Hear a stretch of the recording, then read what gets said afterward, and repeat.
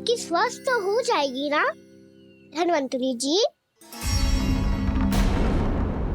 धन्वंतरी? प्रभु, अब मैं क्या करूं? आपने तो स्वयं ही मेरी पहचान उजागर कर दी। जी क्या करो कान्हा? आप सब ऐसे क्यों देख रहे हो?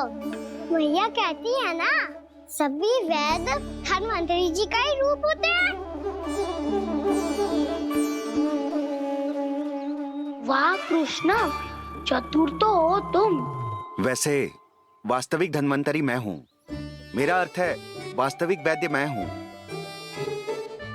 ये तो मेरा सहायक है। मुझे पूरा विश्वास है बिल्कुल ठीक हो जाएगी। वैसे ही थोड़े ना मुझे मथुरा का सर्वश्रेष्ठ वैद्य कहते हैं लोग।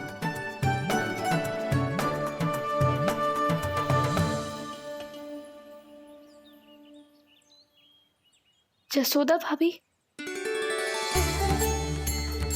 जसोदा जी, जानकी को चेतना आ गई।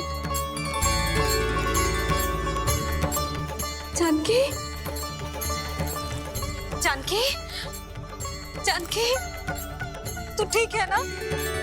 क्षमा करना भाभी, मैं आपके लिए जल ना ला पाई। बस बहुत भूख लगी है। मैं अभी कच्चा लाती हूँ। जानकी माखन खाओगी?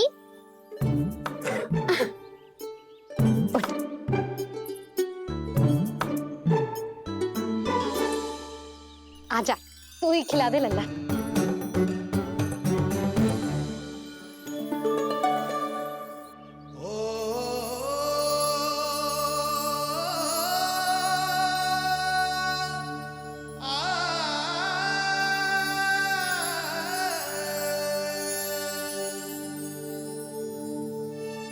तुम सब मेरे लल्ला को माखन चोर कहती हो ना?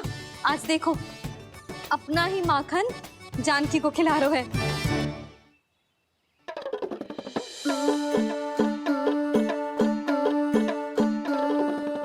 थोड़ा और विश्राम कर लो। सदैव तुम हम सबकी सेवा करती हो, आज मैं तुम्हारी सेवा करूंगा। जानकी की जिद दशा तब हुई जब जय यशोदा काकी की सेवा कर रही थी, और अब देखो स्वयं भगवान ही इसकी सेवा कर रहे हैं। जानते हो इससे क्या सिद्ध होता है? जो भी यशोदा मैया की पूजा करेगा, अर्थात अपने माता पिता की सेवा करेगा, उनके साथ सम्मान से व्यवहार करेगा, ईश्वर स्वयं उसका ध्यान रखेंगे। कभी धन्वंतरी के रूप में तो कभी स्वयं कान्हा के रूप में। भक्त और भगवान का देखो कैसा ये अनुराग, स्वयं करे सेवा प्रभु, अद्भुत गोपी का भाग्य। प्रभु इन सब पृथ्वीवासियों से कितना घुल मिल गए हैं। ना तो ये प्रभु को भगवान मानते हैं और ना ही प्रभु अपने आप को इनसे सर्वश्रेष्ठ समझते हैं। अपने आचरण से ये सिद्ध कर रहे हैं कि ये सभी में हैं और सभी इनका ही अंश है।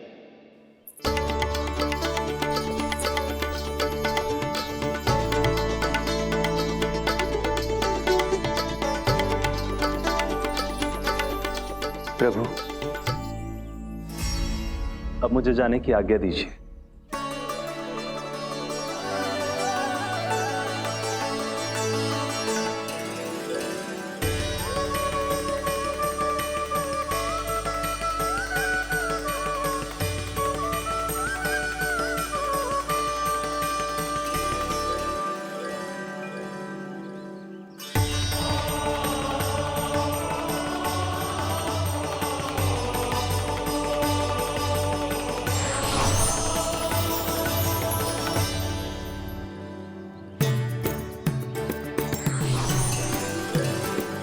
कान्हा ने तो सच्ची में धन्वंतरी जी को बुला लिया था।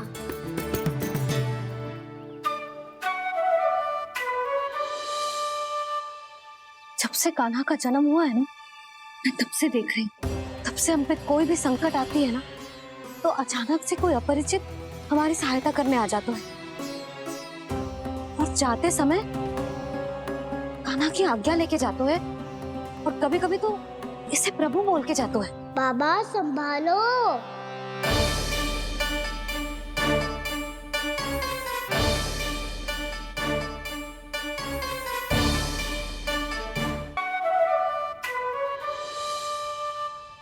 जब से कान्हा का जन्म हुआ है ना, मैं तब से देख रही हूँ, तब से हम पे कोई भी संकट आती है ना, तो अचानक से कोई अपरिचित हमारी सहायता करने आ जाते हैं और जाते समय कान्हा की आज्ञा लेके जाते हैं और कभी कभी तो इसे प्रभु बोल के जाते हैं। बाबा संभालो। यशोदा, इस जानकी को चढ़ो है और विचित्र विचार तुम्हारे मन में है। अरे सब जानते हैं कि हमारा परिवार राजसी है। तुम्हें पता ना चलते होगा, पर हमारे कान्हा को सब राजकुमार ही समझते हैं देखकर। इसीलिए उसे सम्मान देने के लिए सब ऐसा ही करते हैं, और कोई बात ना है।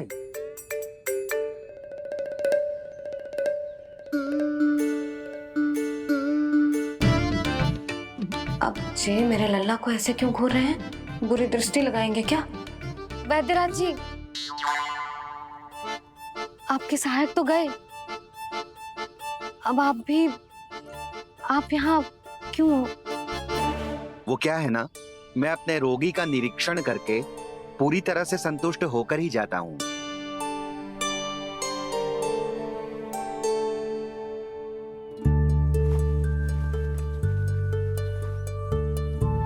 हाँ, संकेत तो अच्छे हैं, कल सुबह तक बिल्कुल ठीक हो जाएगी।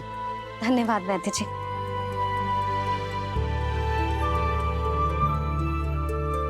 बस तो फिर हम कल पकड़न पकड़ाई खेलेंगे जानकी।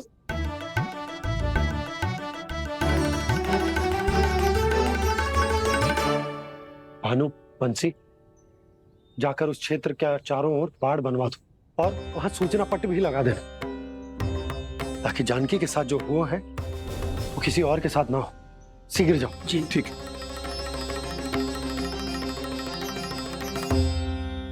बाड़ और सूचना पट लगवाने से समस्या का समाधान नहीं होगा बाबा।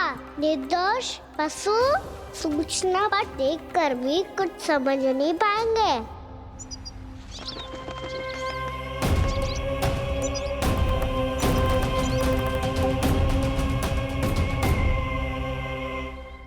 तो तुम्हारे कहने का अर्थ यह है कि व्योमासुर मारा जा चुका है और वो बालक अब भी जीवित है। हाँ महाराज, मैंने गोप बालकों को कहते सुना था कि कृष्ण ने छलिया को मोक्ष दे दिया है, पर वृंदावन सुरक्षित नहीं है महाराज। वो एक बहुत बड़ी समस्या से जूझ रहे हैं।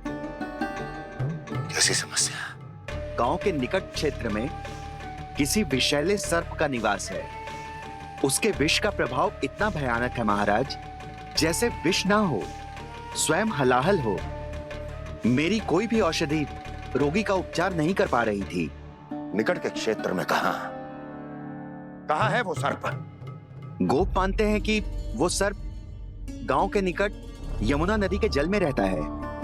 मुझे तो लगता है महाराज, ये कालिया नाग की कथा कोई किंवदंती या लोक श्रुति नहीं, एक सच्चाई है, एक विषैली सच्चाई।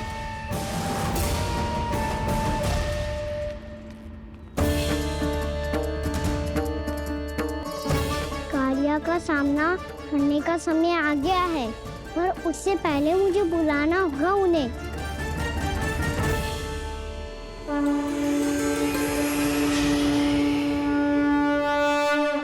संसार के दारुण भय का नाश करने वाले, सभी कष्टों का हरण करने वाले, विश्व का समस्त ऐश्वर्य प्रदान करने वाले, कमल जैसे लोचन, मुख और चरणों वाले आजानुभुज श्री राम को मैं बार बार नमस्कार करता हूँ।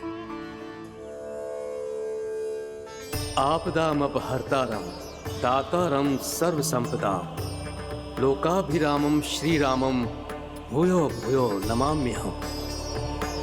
कागभूसोंडी, कागभूसोंडी, कागभूसोंडी। प्रभु क्षमा करें, मुझे जाना होगा।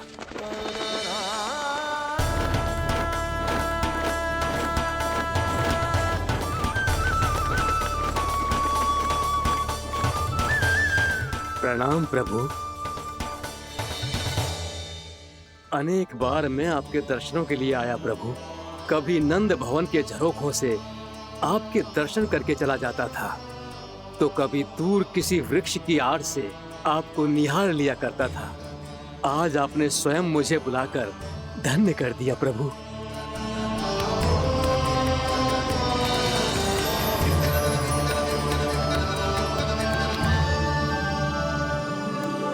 मैंने आपको यहाँ एक विशेष कारण से बुलाया है। आपके श्राप से इस कालिया नाग को मुक्त करने का समय आ गया है। ये तो बहुत ही उत्तम समाचार है प्रभु। इतने वर्ष बीत गए, मुझे आज भी स्मरण है वो दिन जब मैंने उन्हें श्राप दिया था। अपने क्रोध पर नियंत्रण खोकर बहुत बड़ी भूल कर दी थी मैंने प्रभु। बीती हुई घटनाओं पर दुखी होके कोई लाभ नहीं है। हमें भविष्य की ओर देखना होगा।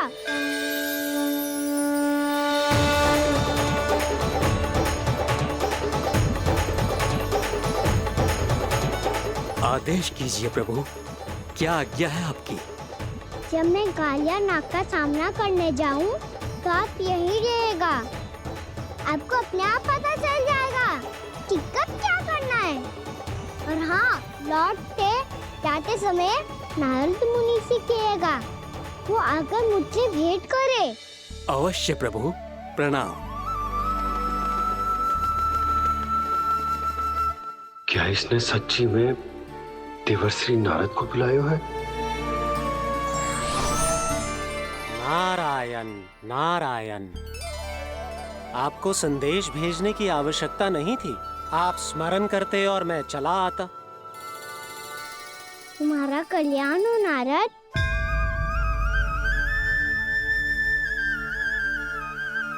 मैंने तुम्हें एक विशेष कार्य के लिए बुलाया है। आज्ञा दीजिए प्रभु। तुम्हें एक बार फिर कंस से भेंट करनी होगी। विचार कीजिए महाराज। क्या आप बिना किसी शंका के कह सकते हैं कि कौन सी पंखुड़ी पहली है और कौन सी आठवीं? उस दुष्ट से भेंट करना स्वयं कीचड़ में उतरने के समान है प्रभु। कमल पुष्प प्राप्त करना हो तो कीचड़ में उतरना पड़ता है नारद। आपका आदेश तो मैं स्वप्न में भी नहीं टाल सकता प्रभु। कंस कालिया नाग के बारे में जान गया है, पर वो उसका सामना करने का साहस नहीं कर पाएगा। मैं आतुर हूँ प्राप्ति, मूर्ख नहीं। मेरी बुद्धि फिर नहीं गई है। मैं स्वयं उस कालिया जैसे महाविषैले सर्प के सामने खड़ा हो जाऊं और अपने ही काल को आमंत्रित कर लूं। तो फिर अपने लाभ के लिए उसका प्रयोग करने का कोई और उपाय सोचिए स्वामी। कुछ ऐसा कीजिए कि यमुना नदी का पूरा जल विषैला हो जाए और वृंदावन वासी उसका उपयोग करे, और आपका काल कहलाने वाला वो बालक स्वयं काल के गाल में चला जाए।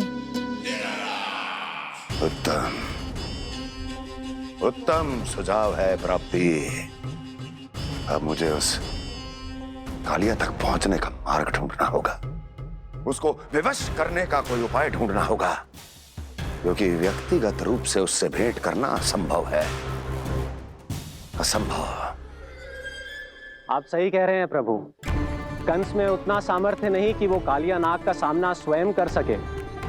वैसे तो कालिया गरुड़ देव का भी सम्मान नहीं करता, तो फिर वो कंस का सम्मान क्यों करेगा भला? नहीं करेगा, पर कंस तुम्हारा सम्मान अवश्य करेगा नारद। तुम्हारी बातें भी सुनेगा और मानेगा भी। ये मेरी योजना का बहुत ही महत्वपूर्ण भाग है। तुम कंस के पास जाओ और कहो कि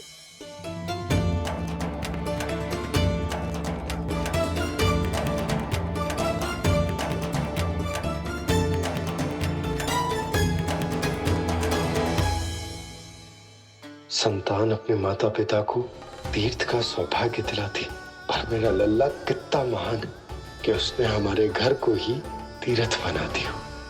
ऐसा तीर्थ जहां मेरी आंखों के सामने भक्त और भगवान का मिलन हो रहा है। जो आज्ञा प्रभु।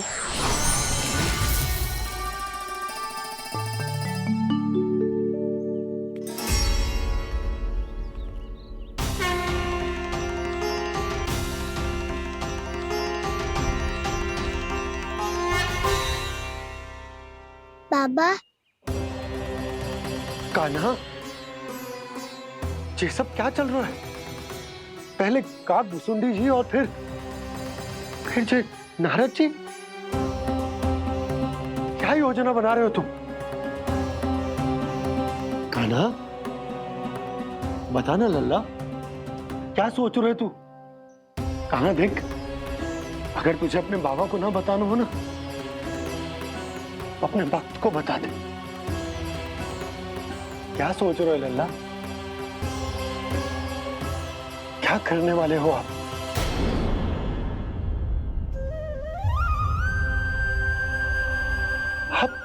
आप इतने दुखी क्यों हो?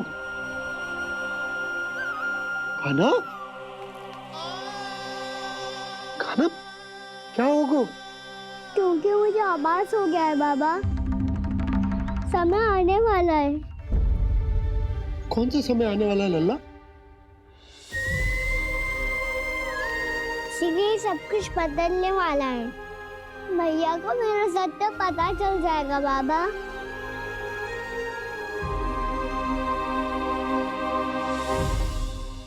पर लल्ला, इसका काक भुसुंडी और कालिया नाग से क्या संबंध है?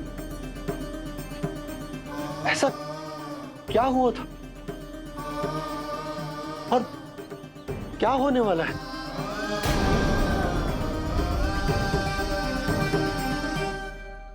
जो होने वाला है बाबा, उसका संबंध उससे है जो सैकड़ों वर्ष पहले हुआ था। महर्षि भृगु के एक वंशज थे, वेद शिरा मुनि, जो विंध्याचल की पहाड़ियों में साधना कर रहे थे। तभी वहाँ अश्वशिरा नाम के एक दूसरे मुनि आमंत्रण के बिना ही आ गए। कितना सुंदर और शांतिपूर्ण आश्रम है। यहाँ प्रभु की साधना करने में बहुत आनंद आएगा। शीघ्र ही अश्वशिरा मुनि उपस्थिति के कारण होने वाले व्यवधान से बाध्य होकर वेद शिरा मुनि ने अपनी आंखें खोली। कौन हो तुम और यहाँ क्या कर रहे हो? आपके आश्रम में बहुत शांति है मुनिवर। साधना करने के लिए बहुत ही उत्तम स्थान है ये। मैं चाहता हूँ कि मैं भी यहाँ। आप यहाँ साधना करना चाहते हैं, लेकिन इतना भी नहीं जानते कि किसी के आश्रम में प्रवेश करने से पहले उसकी आज्ञा लेनी चाहिए। आप ये भी नहीं जानते कि यदि कोई यज्ञ कर रहा हो तो बिना अनुमति के वहाँ प्रवेश करने से उसकी यज्ञ साधना भंग हो सकती है। आप क्या साधना करेंगे मुनि? आप तो साधना के योग्य ही नहीं हैं। इतना अपमान! एक मुनि के मुख से इतने कड़वे शब्द शोभा नहीं देते। मैं तुम्हें श्राप देता हूँ, जितनी विषैली तुम्हारी जिह्वा है उतने ही विषैले सर्प बन जाओ तुम। और ऐसा सर्प जो सांस भी ले तो निकट का वातावरण दूषित हो जाए। तुम्हारे इस दुस्साहस के लिए मैं तुम्हें श्राप देता हूँ कि तुम अभी इसी क्षण कौवा बन जाओ, और ऐसा कौवा जो कांव कांव करके अनर्गल प्रलाप करता रहे।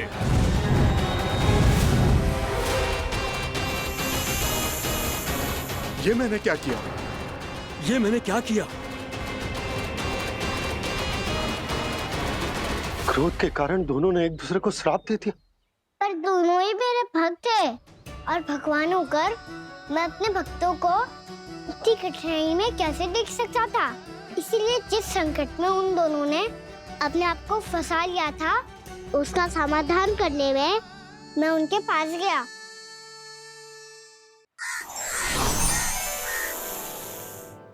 देखिए ना प्रभु, ये क्या हो गया हमसे? हमारी रक्षा कीजिए प्रभु, मार्ग दिखाइए हमें। क्रोध पर नियंत्रण ना होने के कारण आप दोनों ने एक दूसरे को बहुत ही भीषण संकट में डाल दिया है। अब दोनों ही तपस्वी, तप के बल से दिए गए आपके श्राप को लौटाना भी संभव नहीं है। प्रभु कोई तो उपाय होगा, हम आपके शरण में हैं प्रभु। अपराध तो हमसे हुआ है प्रभु, पर अब आपसे ही आशा है। कुछ ऐसा कीजिए भक्त वत्सल, जिससे हम दोनों के श्राप का प्रभाव कुछ कम हो जाए। आप दोनों ही मेरे भक्त हैं, इसलिए आपकी पीड़ा का निवारण करने का एक उपाय है मेरे पास। वेद शिरामुनि, जब आप कालिया नाग बनेंगे तो आपको मेरे चरणों को अपने शीश पर धारण करने का सौभाग्य मिलेगा। और अश्र शिरामुनि, आप काग योनि होने के बाद भी आप श्रेष्ठतम ज्ञान और सर्वाधिक यौगिक सिद्धियों के स्वामी होंगे और प्रवचन दिया करेंगे। इसके बाद अश्वशिरा मुनि काकभूसुंडी बन गए, जिन्होंने आगे चलकर स्वयं गरुड़ देव को रामायण सुनाई। और मुनि वेदशिरा, महर्षि कश्यप और देवी कत्रियों के पुत्र कालिया नाग बनकर जल में, और अब वही कालिया नाग जमुना जी में, जिनके कारण जानकी के प्राण लगभग चले ही गए थे। अब कालिया नाग को उचित स्थान पर भेजने का समय आ गया है बाबा। पर ये तो अच्छी बात है कान्हा, वेदशिरा मुनि को दिया हुआ तुम्हारा वचन भी पूरा हो जाएगा, जमुना जी की शुद्धि भी हो जाएगी। इस सब के बाद भी तुम दुखी क्यों हो? क्योंकि इसके बाद मैया के सामने मेरा रहस्य खुल जाएगा बाबा। उन्हें पता चल जाएगा कि उनका बालक कोई साधारण बालक ना है। भविष्य में जो होने वाला है उसे सबके सामने घटने से रोकना मेरे लिए भी संभव ना होगा। मैया को सब पता चल जाएगा। क्या पता चल जाएगा रे मुझे?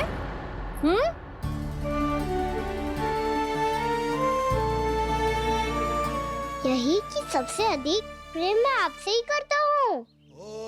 अब बस भी कर, चलो भोजन के लिए बुलाने आई थी तुम दोनों को। भूखा थोड़े ना रहने दूंगी अपने लल्ला को, मेरा लल्ला दुर्बल हो जाएगा ना। आप खिलाओगे तो ही खाऊंगा। हाँ ठीक है, मैं ही खिलाऊंगी। अब चल, आओ जी, चल।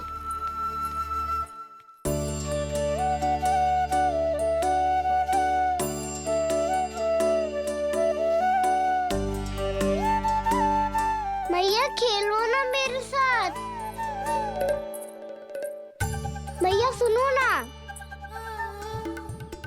मेरी बात ना मानोगी? अभी बहुत कार्य पड़े लल्ला, देख जानकी को औषधि भी देने जानो है ना। औषधि मैं दे दूंगा, फिर तो खेलोगी ना आप मेरे साथ। पिछले कुछ दिनों से अपनी मैया का अधिक से अधिक प्रेम पाने का प्रयास करो है कान्हा। इसका तो एक ही अर्थ हो सकता कि कछु बहुत बड़ो होने वालों है। कान्हा रुक जा लल्ला। कान्हा क्यों तंग कर रहा है? मैया को पहन लेना। कान्हा, कान्हा,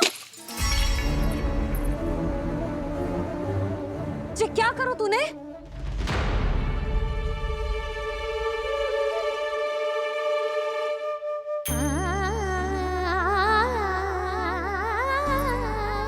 अच्छा ठीक है, अब मुंह लटकाने की आवश्यकता ना है।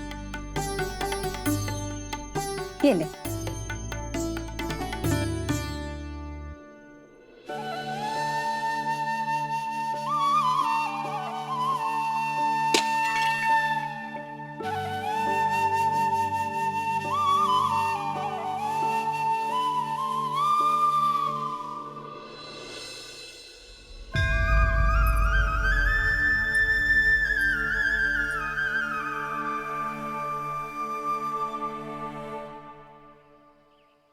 तंग करे मैया को खिजाए, खेले रूठे मनाए,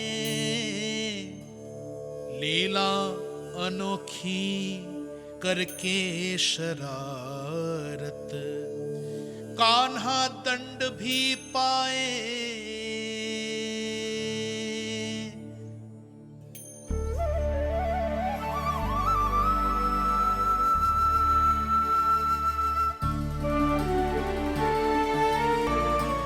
रूठना मनाना, खेलना खिलाना, पहले शरारत करके क्रोध दिलाना और फिर क्षमा मांग लेना, ये सब जानबूझकर कर रहे है कान्हा, जैसे जीवन भर के लिए अपनी मैया की ममता को अपने हृदय में समेट कर रखना चाहते हो। कैसे कैसे करूं उस कालिया से मित्रता, कैसे करूं उसका उपयोग?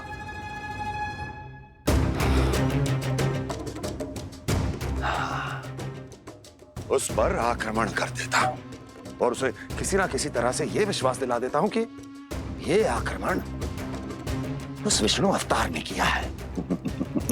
फिर वो क्रोध में आकर सारे वृंदावन वासियों को अपने विष से समाप्त कर देगा। उचित है, ये उचित है। नारायण हरि, नारायण हरि।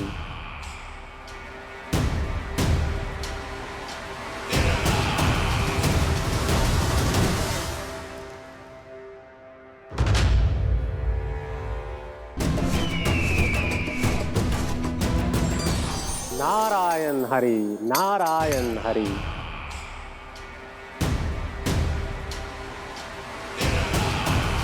प्रणाम देवर्षि। किस योजना में कितना लाभ है और कितनी हानि, यह आंकलन करते करते थक गए होंगे मथुरा नरेश। देवर्षि, आज मेरा ध्यान कैसे आ गया आपको? आप तो सदैव ही मेरे ध्यान में रहते हैं महाराज कंस। सत्य तो यह है कि मथुरा में जो भी हो रहा है मुझसे छिपा हुआ नहीं है। मैं जानता हूं कि आप किसी भी असुर को वृंदावन क्यों ना भेजें, और वो असुर कितना भी शक्तिशाली क्यों ना हो, कृष्ण का सामना नहीं कर पाता। या तो पराजय स्वीकार करके आपके पास लौट आता है, या तो फिर वीर गति को प्राप्त हो जाता है।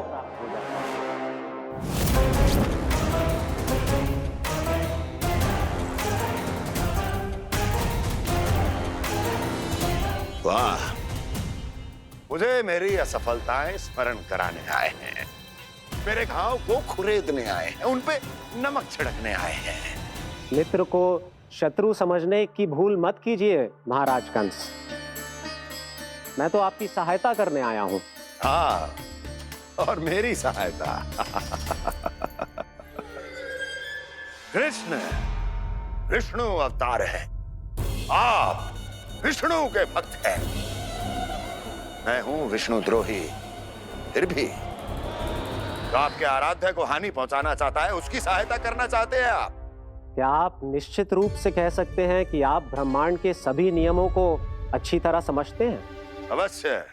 आपके लिए बस इतना ही जानना पर्याप्त होगा कि मैं जो कुछ भी कर रहा हूं उसके लिए मेरे व्यक्तिगत कारण हैं। मैं तो बस आपके हित में पिछली बार की तरह एक सुझाव लेके आया था, पर यदि आप मेरा सुझाव सुनना भी नहीं चाहते तो आपकी इच्छा। नारायण हरि, नारायण हरि। कारण चाहे जो हो, इनके पिछले सुझाव के कारण ही आज मेरे शत्रुओं की संख्या कम है। अन्यथा मैं देवकी के अन्य पुत्रों को भी जीवित छोड़ देता, और आज वो सब अपने भाई के साथ मिलकर उसकी शक्ति को अनेक गुना बढ़ा देते। ठहरिए देवऋषि।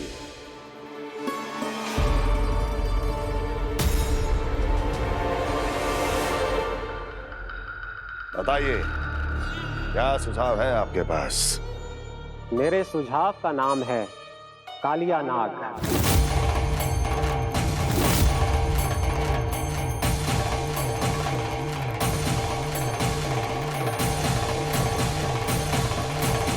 उसके विषय में मैं जानता हूं देवर्षि। तो समस्या यह है कि मैं स्वयं उससे मिलने नहीं जा सकता, उससे भेंट नहीं कर सकता। उस कृष्ण की हत्या के लिए उसको वृंदावन जाने के लिए तैयार नहीं कर सकता। तो मत जाइए उसके सामने, और ना उसे भेजिए कृष्ण के सामने। हर बार आप किसी ना किसी असुर को अपने शत्रु के क्षेत्र में भेजते हैं, जहां शत्रु उसका सामना करने के लिए पूरी तरह से तैयार होता है और आपका असुर मारा जाता है। इस बार शत्रु को युद्ध स्थल चुनने का अवसर मत दीजिए महाराज। इस बार योजना का जाल ऐसे बुनिए कि कृष्ण स्वयं उसके पास जाने के लिए विवश हो जाए। कालिया नाग स्वयं काल है, मृत्यु का दूसरा नाम है। उसके विष का उपयोग अपने लाभ के लिए कीजिए महाराज। वैसे कालिया के विष की अधिकता का अनुमान तो होगा ही आपको।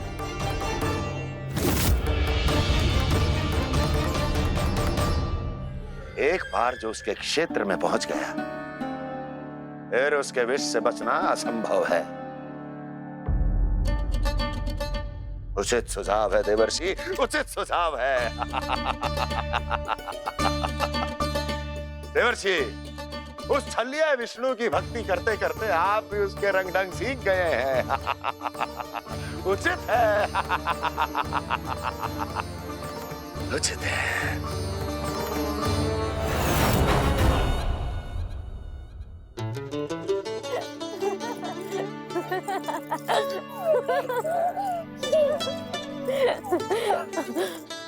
बस बस, बहुत आनंद ले लियो लल्ला। बस अब दूध पी ले। ठहर ठहर, गर्म है। जी ले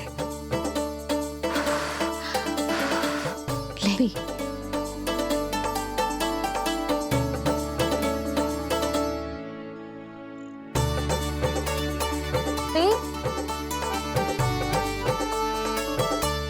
मैं ना होती तो ना जाने क्या होता तेरा। अपने आप दूध भी ना पी सकते है, भावला कहीं का। आपकी इस प्रेम के लिए तो मैं धरती पे आया हूँ मैया। मैं भी यही सोच रहा हूँ यशोदा कि तुम ना होती तो मेरा क्या होता। इसी बात पे थोड़ा दूध और कजू खाने को दे दो। अरे मैं तो भूल ही गई। तनिक ठहर जाओ जी, दूध पी लेना तो आपके लिए भी कछु ले आती हूँ।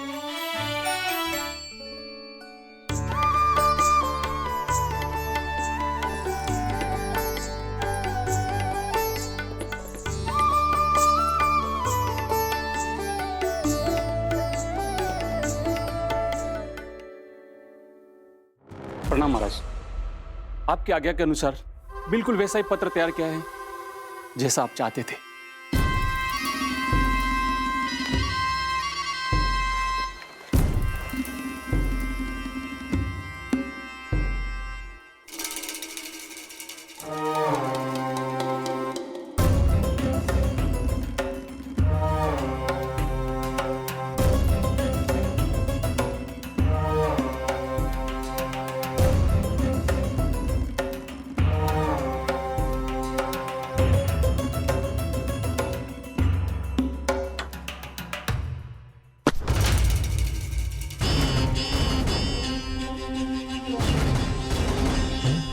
कृष्ण जन्म से लेकर आज तक ये मेरी सबसे महत्वपूर्ण योजना है। इसका सफल होना निश्चित है दूत, किंतु केवल वही करना जैसा मैंने कहा है।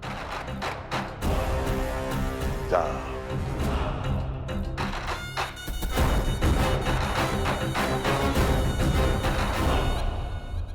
कान्हा,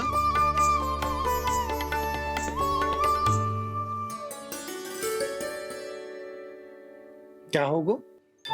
बाबा मैं चाहता हूँ कि मैया की स्वमता क्रिस्टल फ्रेम की वर्षा मुझ पे सरते ऐसे होते रहे। वो तो होती रहेगी लल्ला। अपने लल्ला के लिए किसी मैया का प्रेम कभी कम हो सकता है भला? नंदराज, वो मथुरा से एक दूत आयो है महाराज कंस का राजपत्र लेके।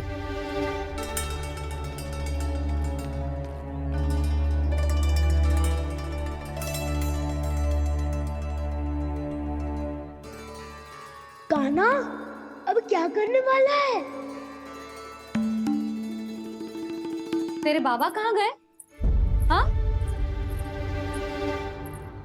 कंस मामा का खेल आरंभ हो गया है, पर मैया वो सब सुनेगी तो व्यर्थ चिंतित हो जाएगी। बस थोड़ा बाहर गया मैया, कछु खा लिए से। बाहर इस समय? मैया क्या होगा? भैया देखो ना, पीठ पे कछु हो रहा है। मेरा हाथ ना पहुंच रहा, आप करो ना। दिखा यहाँ। क्षमा करना मैया, पर अभी बाबा को ही संभालने दो ये सब। कहिए, क्या संदेश लाए हैं आप? नहीं नंदराज नहीं। महाराज कंस का आदेश है कि ये संदेश सभी गांव वालों के साथ ही पढ़ा जाए। ठीक है, मैं गांव वालों के सामने पढ़ दूंगा, पर मुझे तो दीजिए पढ़ने के लिए। महाराज की आज्ञा का पालन करना आपके लिए भी आवश्यक है नंदराज। सभी गांव वासियों की सभा बुलाइए। बंसी, सभी गांव वालों की सभा बुलाओ। राजपत्र में ऐसा क्या संदेश भेजो है कंस ने? अब मेरे पत्र को पढ़कर सब भौचक के रह जाएंगे। और वो कृष्ण, उस कृष्ण के पांव के नीचे से तो भूमि खिसक जाएगी, आकाश फट पड़ेगा, बिजलियां गिर जाएंगी। प्राप्ति, ओ प्राप्ति, कंस का पत्र। स्वयं को बहुत अधिक शक्तिशाली समझता है ना वो। अब देखता हूं कैसे वो इस महासंकट का सामना करता है। वो कृष्ण, वो अपनी मृत्यु स्वयं चुनेगा या मृत्यु की वेदी पर चढ़ा देगा। प्रिय वृंदावन वासियों को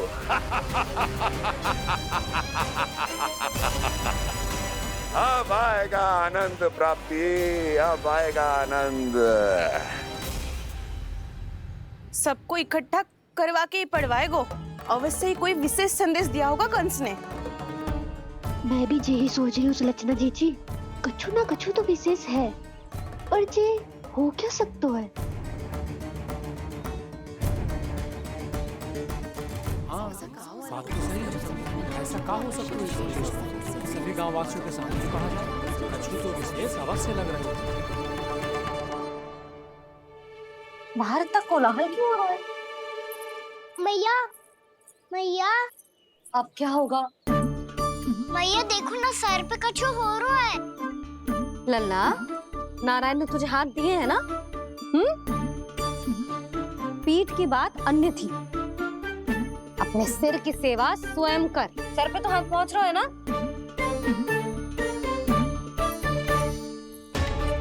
मैया सुनो ना, मैया देखो ना, तीव्र कर कछु हो रहा है। मैया देखो ना, तीव्र कछु हो रहा है।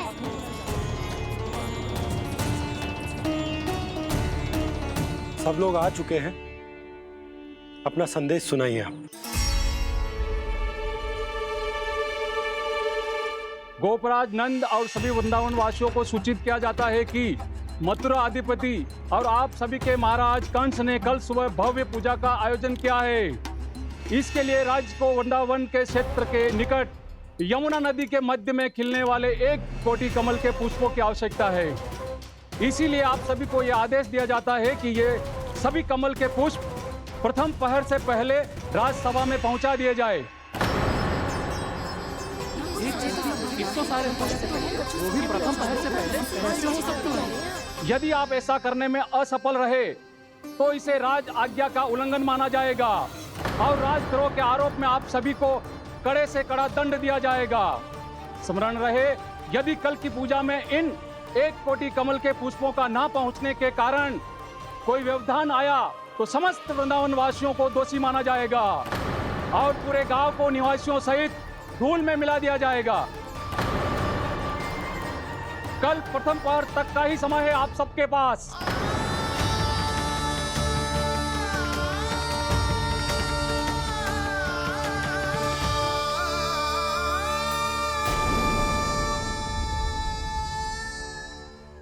एक कोटि कमल पुष्प, वो भी कल प्रथम प्रहर में?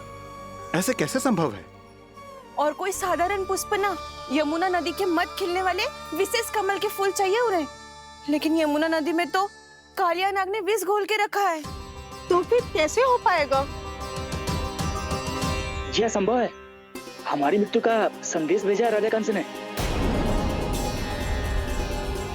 सदैव की भांति इस समस्या पर भी गांव के बड़े ही विचार करेंगे। बालकों का यहाँ होना उचित ना है।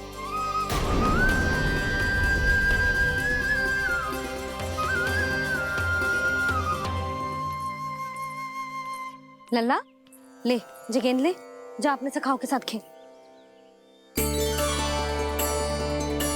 सुबह उज्जवल, मधुमंगल वसंता, देखो भैया ने क्या दिया है। चलो खेले, बहुत आनंद आएगा आज।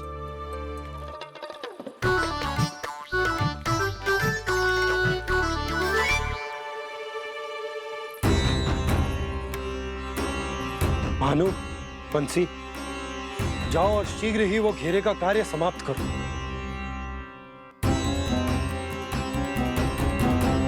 पर कछु ना कछु तो करना पड़ेगा ना। पर हम कर ही क्या सकते हैं? पुष्प लाने को और कोई उपाय है भी तो ना। मैं चला जाऊंगा जमुना जी में। वैसे भी मेरे जीवन के कितने दिन शेष बचे हैं। गांव के लिए, समाज के लिए कुछ करके मरूं, तभी तो शांति मिलेगी। ना काका, यदि आप उस विषैले जल में छलांग लगा भी दोगे, किंतु 1 कोटि कमल पुष्प एकत्रित कर पाना आपके लिए संभव ना है। इससे अच्छा है कि मैं चला जाऊं। यदि मैं मर भी गया तो मेरे पीछे रोने वाला कोई ना है। किसी को कहीं जाने की आवश्यकता ना है। गोप नरेश होने के नाते ये मेरा कर्तव्य है कि मैं आप सबकी रक्षा करूं। नंदराज, आपको जाना है तो जाओ। हरिया, काका, भैया सब चले जाओ। लेकिन आपको पता है वहाँ का जल कितना विषैला है। आप लोग एक क्षण भी जीवित नहीं रह पाओगे। फिर कैसे इकट्ठा करेंगे 1 कोटि कमल पुष्प? आप बात तो सही कह रही हैं शांति। उस दुष्ट कंस ने ऐसी मांग रख के हम सबको फंसा दिया। हम में से कोई भी क्यों ना चला जाए और इस संकट का समाधान ना निकले को। कान्हा, बताना कौन सा खेल खेले? गेंद पकड़ खेलते हैं। पर एक बात सुन लो सब, कोई भी तीव्र गति से ना फेंकेगा गेंद को। भैया ने फ्रेम बनाई है मेरे लिए। सब तैयार हो?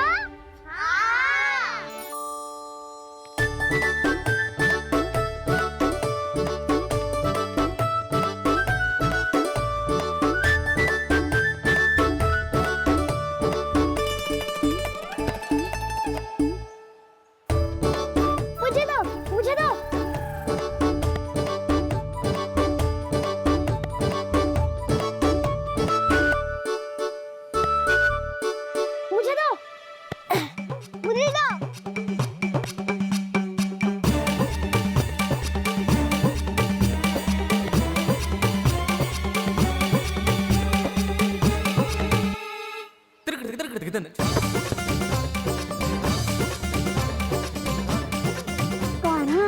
इतनी धीरे से फेंकेगो तो कैसे आनंद आएगा?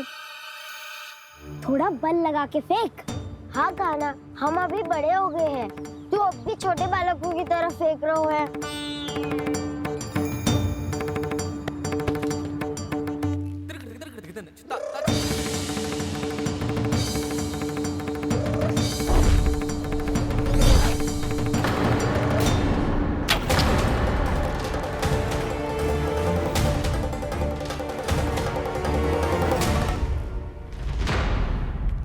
दीदी जी क्या करो कान्हा?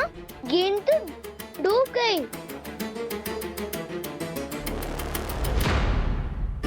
अच्छा, तो ये सब इसकी योजना का भाग था ताकि ये कालिया का सामना कर पाए। तुम सबने तो कही थी तीव्र गति से फेंको। देखो फिकवा दी ना मेरी गेम। मुझसे नदी में। अब मुझे जाके लानी पड़ेगी। रुक जा कान्हा, रुक जा कान्हा। जी क्या बोल रहे थे कान्हा? इसमें तो बहुत संकट है। कोई भी संकट मेरी मैया का उपहार खोने से बड़ा ना है। बहुत प्रेम से बना के उन्होंने दी थी। हे नारायण, कोई उपाय समझ में ना आ रहा है। मैया, हम कैसे करेंगे हम अपने गांव की रक्षा? कीड़े पड़ेंगे उस दुष्ट को। यदि उसके कारण किसी के प्राण चले गए तो कौन सा फल मिलेगा उसे इस पूजा का? तुम सही कह रही हो यशोदा। हमारे पास कोई और दूसरा विकल्प भी तो ना है। यदि हमने मथुरा की राज आज्ञा का पालन ना किया तो इसका दुष्परिणाम पूरे गांव को भुगतना पड़ेगा।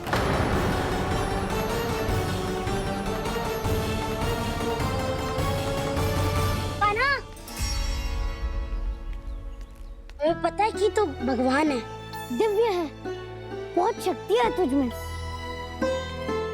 पर फिर भी हम तुझे विषैले जल में ना जाने दे सकते। कुछ होगा तो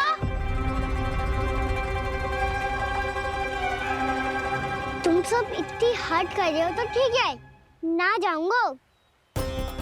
गेंद कहाँ गिरी है, कितनी दूर गई है, ये तो देख लूं, ताकि उसे बाहर निकालने का कोई उपाय ढूंढता हूँ।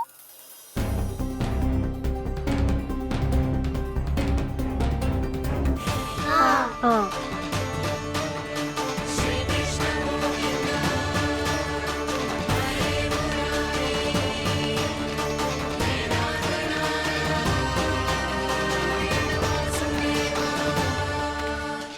कान्हा की ये लीला तो समझ ही नहीं आ रही।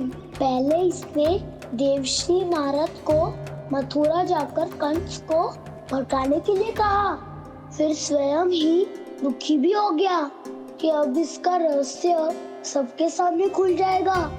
और अभी स्वयं ही तो इसने कहा था कि गेंद बहुत महत्वपूर्ण है, फिर स्वयं ही उसे नदी के विषैले जल में फेंक दिया।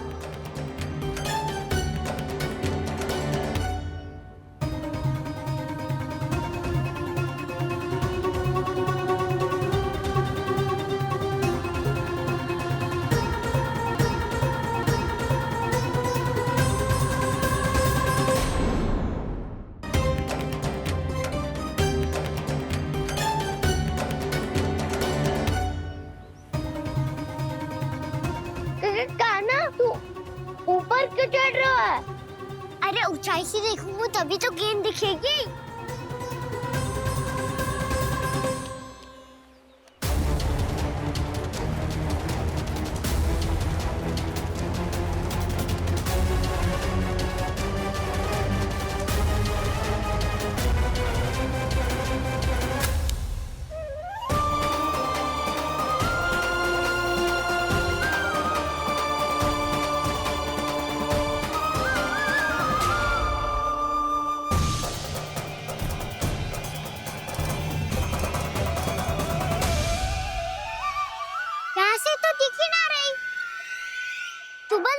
से फेंकी थी ना?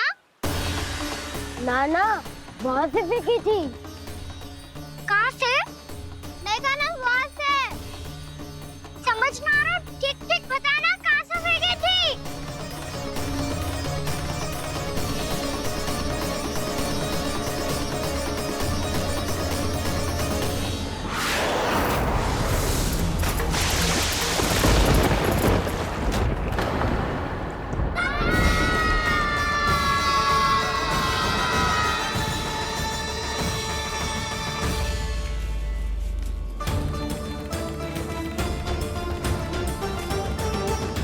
कालिया नाग के क्षेत्र में जाकर कोई भी जीवित वापस ना लौट सको।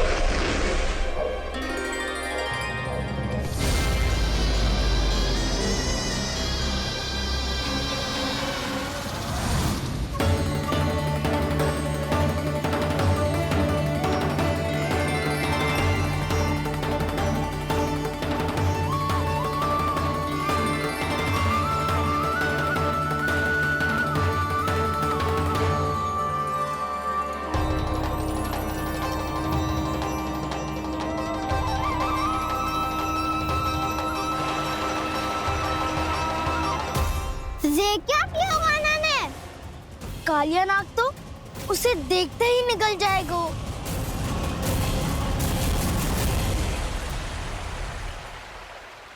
तो आरंभ से अब तक सब कुछ उसकी लीला का ही भाग था।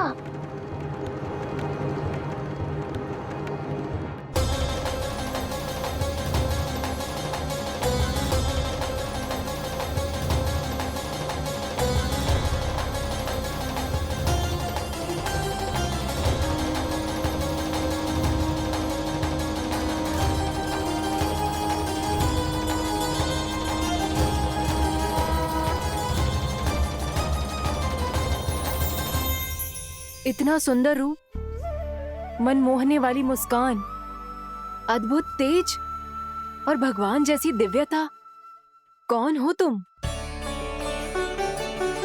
हाँ, तुम्हें देखकर तो हम सब सम्मोहित ही हो गए।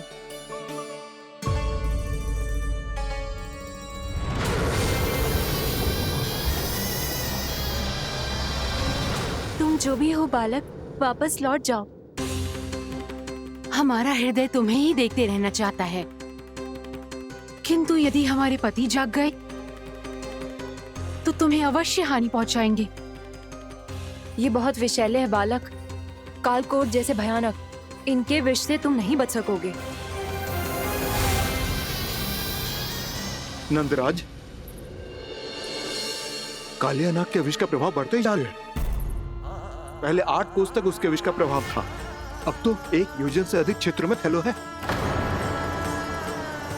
जल पीने के प्रयास से अनेक पशु मारे गए हैं और नदी के निकट के वृक्ष और वनस्पति सब नष्ट होने लगे।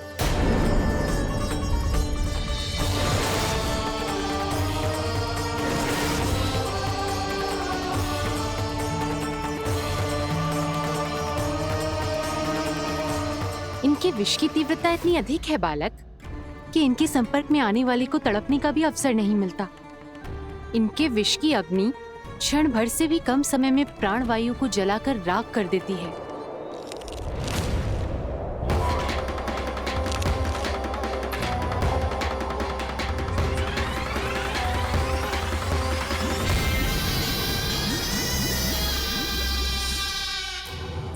तब तो समस्या और भी गंभीर हो जाएगी। मैंने तो सुनो है कि कालिया नाग कम से कम 2 योजन लंबा है, सैकड़ों फन है उसके।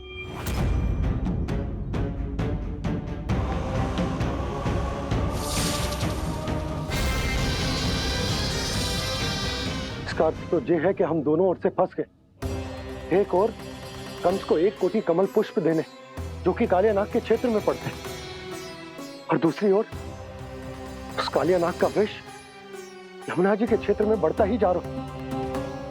इसके कारण हम ही नहीं, निर्दोष पशु पक्षी भी संकट में।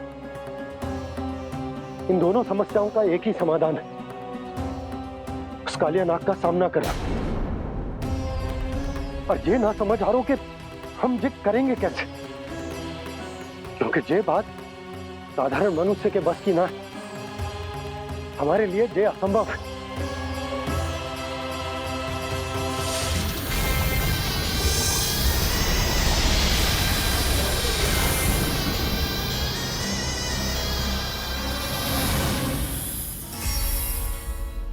अब तो तुमने अपनी आंखों से भी देख लिया बालक, ये कितने विषैले हैं। नींद में भी विष उगलते हैं। इससे पहले कि तुम्हें कुछ हो जाए, चले जाओ यहाँ से, मान लो हमारी बात। आप सब मुझे जानती भी नहीं और फिर भी मेरी इतनी चिंता कर रही हैं आप। माँ की ममता भेदभाव नहीं जानती। तुम भी किसी के पुत्र हो और हम सब भी माँ हैं। एक माँ को हर बालक में अपनी ही संतान दिखाई देती है। इसलिए हम तुमसे विनती करते हैं, वापस चले जाओ, बचा लो अपने प्राण। मेरी चिंता मत कीजिए, मुझे कुछ नहीं होगा। होगा, अनर्थ होगा यदि ये उठ गए तो।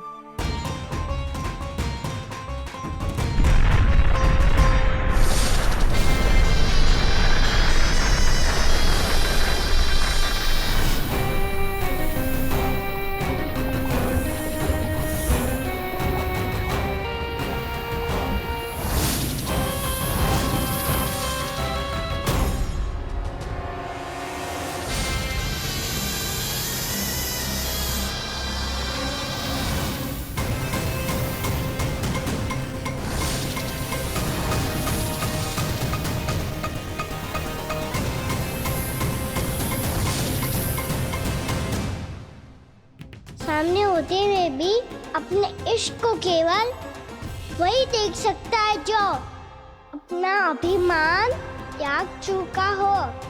पर पूर्व जन्म में मेरा भक्त होने के नाते मेरा सत्य स्वरूप देख पाने में मुझे इसकी सहायता करनी चाहिए।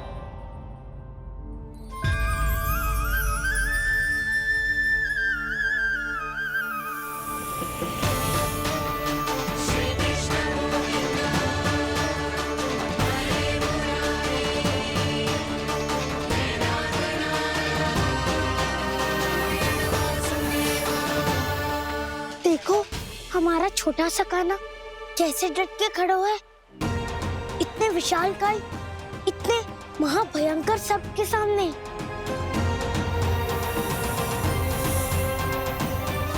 ये कोई भगवान नहीं है जो इसके सामने हाथ जोड़ रही हो तुम सब।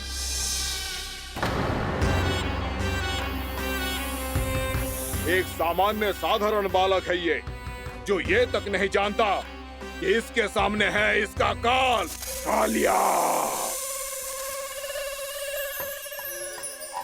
तू कौन है बालक? मेरे इतने निकट आकर भी तू जीवित कैसे है? मेरी नहीं, अपनी चिंता करो कालिया। बहुत मनमानी कर ली तुमने। अब बस मैं तुम्हें रोकना हूँ। अब बस मैं तुम्हें रोकना हूँ।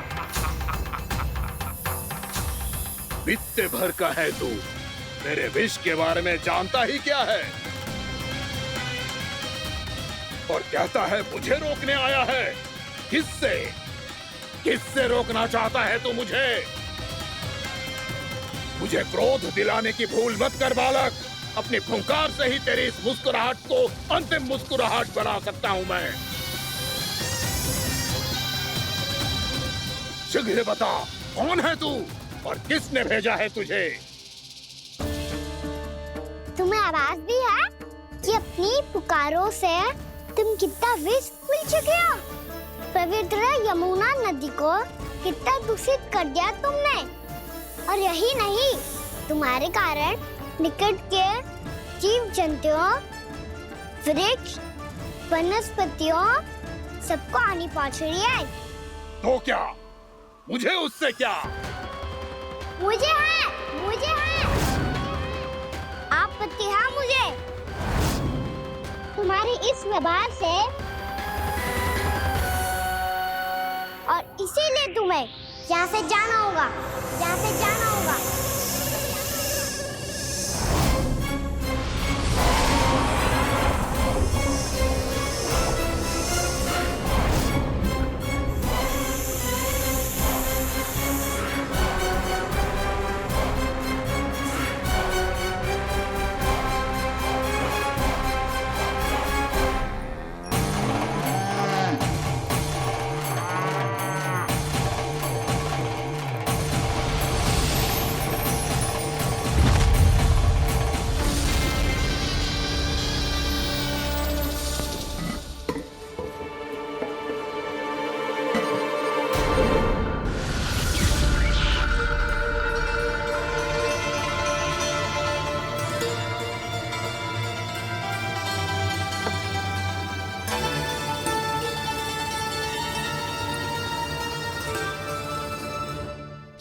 मुझे आदेश देने का साहस भी कैसे किया तूने?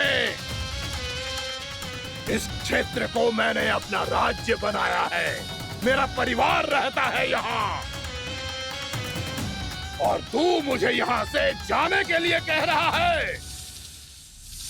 हाँ, क्योंकि तुम्हारे यहाँ रहने के कारण अन्य जीवों को हानि हो रही है, और मैं ऐसा नहीं होने दे सकता।